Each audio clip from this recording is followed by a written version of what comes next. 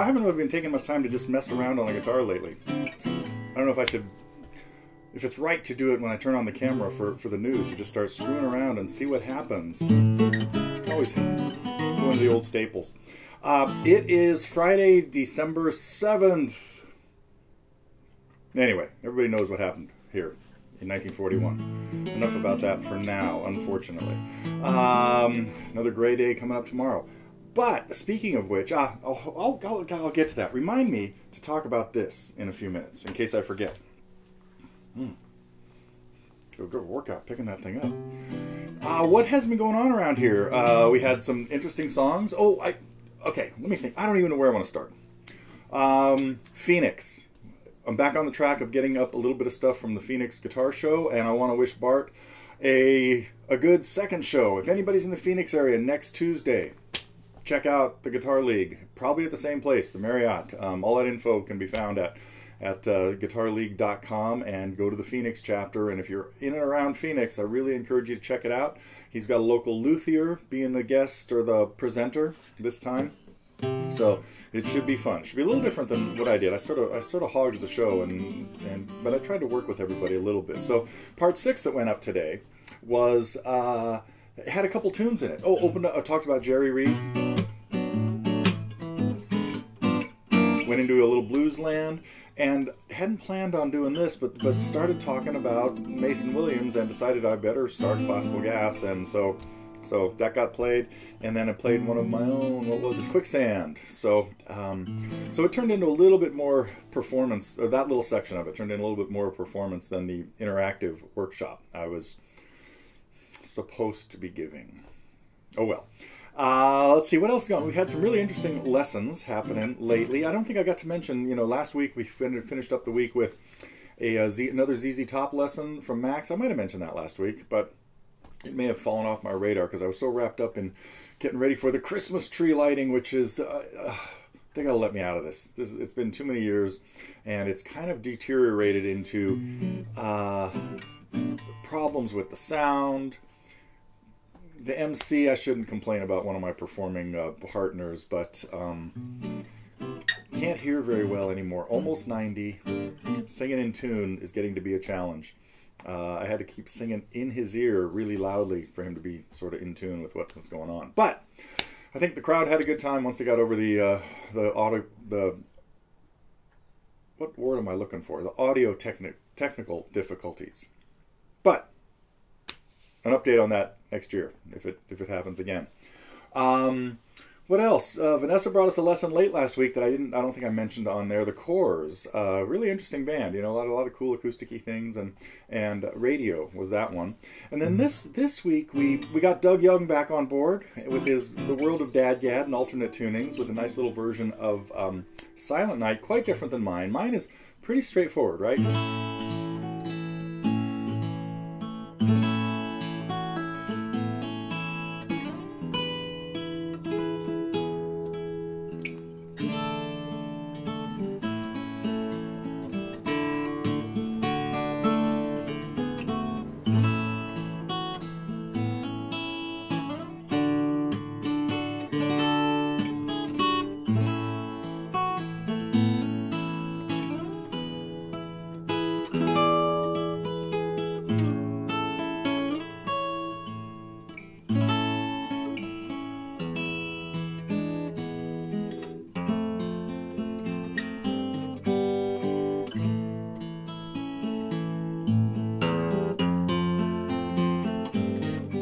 Talk about this for a second, because so far today I've played a couple of things and I had them resolve not to where you expect it. That one, Silent Night, was you expect it to resolve.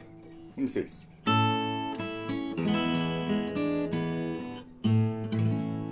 And the melody is A there. It's in the key of A. So everything comes home to A, and we land on an A chord. Sounds resolved. I can go home.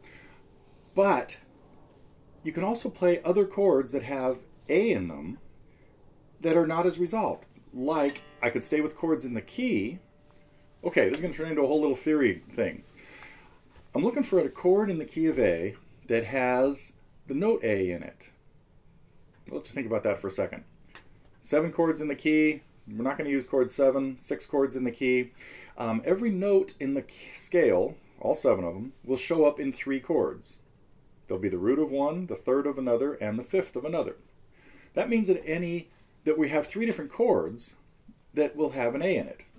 So I can start working my way back and figure out in the key of A what the chord, A of course has it as the root. I'd have to figure out what would be the root that would make A the third in the key. You know what? I'm not going to answer that. I'm just going to let you figure it out. So what other chords in the key of A include the note A, the tonic note in the scale? And then I chose a chord there that wasn't in the key of A. I resolved my E chord and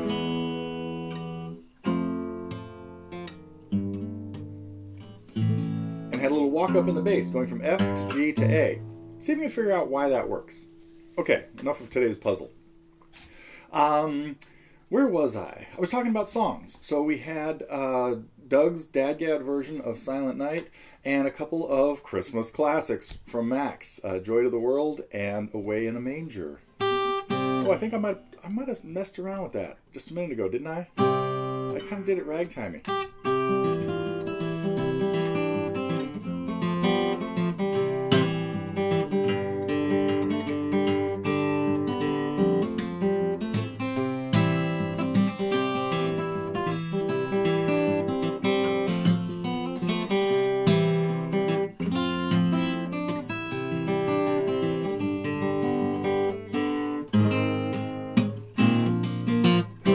There's the same ending. Okay. What else? We had one more thing. Oh, no, and I already talked about the Phoenix thing. That's it. That's the main new lessons from this week. A lot going on behind the scenes, so anyway, staying really busy with some stuff. We are still looking for some stories, testimonials, videos. I did find 3 videos that people sent us a year or 2 ago when we were looking for these. One from Bob Ring, one from Michelle, and one from Chris. So if anybody wants to help us out with just a little short video, 1 or 2 minutes of your experience at Totally Guitars, we would really love it. Even if it's just written out on the forum. So that would be a really neat thing to have. What the other big news around here? Let me check my list here. That I went through everything I wanted to talk to. I think so. We talked about Bluesland, and in that Bluesland thing, oh yeah, I talked a little bit about too. There was kind of a little diversion. One I don't keep in good shape. Let's see if I can. No, I can't. I need a thumb pick for that, but let me see if I can.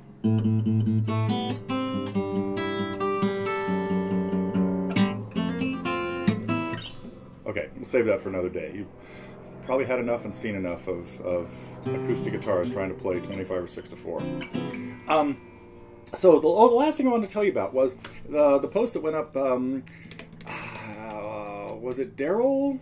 I think so. Or anyway, somebody put a link in there to some new unearthed Beatles outtakes, and I thought, oh, when I popped on one, I said, I've got every bootleg. Every import that any of these things could have come from. And EMI has sworn for years that there's nothing else in the vault. They are so wrong. So the new super deluxe 50th anniversary of the White Album, The Beatles, came out in this unbelievably cool monster package. See if I can get rid of the glare. With the same pictures in there, and this is just like a little skin that it then opens up. Oh, I can't do this with the guitar, but it opens up to six CDs and a Blu-ray disc and all kinds of text about all sorts of stuff. I hope to have time to read this someday, but this 6 CD set is really, really cool. When I found it at Amazon last week, or it was last Sunday. It was just a hair over $100, but now it seems like it's $160 or something, so I think I got a steal on it. But it even has the little embossed, well, printed, nope, it's embossed. I can feel it right there where it says Beatles, and a serial number like the original albums had. But the first two CDs, so this is going to turn into a review of it. It's going to be really short. But the first 2 CDs are just a new mix of the songs done by George Martin's son. I don't want to comment too much on it because, boy, he's going back 50 years later and messing with stuff that some masters really put a lot of time into. So there's some good points and bad points to it. The third album was Escher demos, which were from George's house, done in May of 1960. Where am I talking about? 68. And this was great. It had acoustic versions. Wait, wrong key. I gotta do a lesson on this.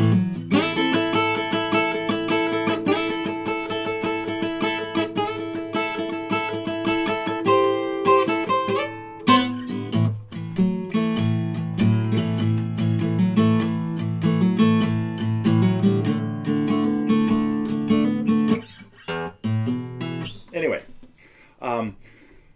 many of which had already shown up on the 1968 demos and Unsurpassed Masters and other various things on the Yellow Dog label.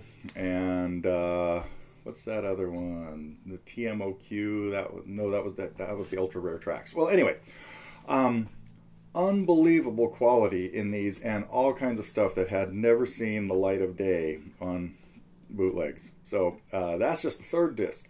Then the fourth through sixth are all outtakes from the studio. There's like the 10-minute version of Revolution. There's a really long version of Helter Skelter, a really bluesy version of Helter Skelter. A lot of these were rumored to exist, but never managed to get leaked out of the studio by John Barrett or John Lennon, some of the other people that took tapes out and sort of made them public.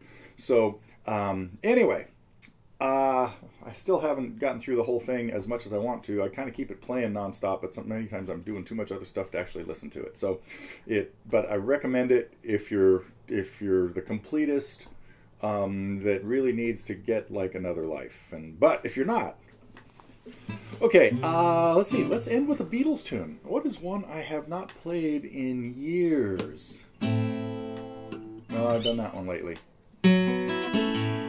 Right? I've played this within the last couple months. Oh!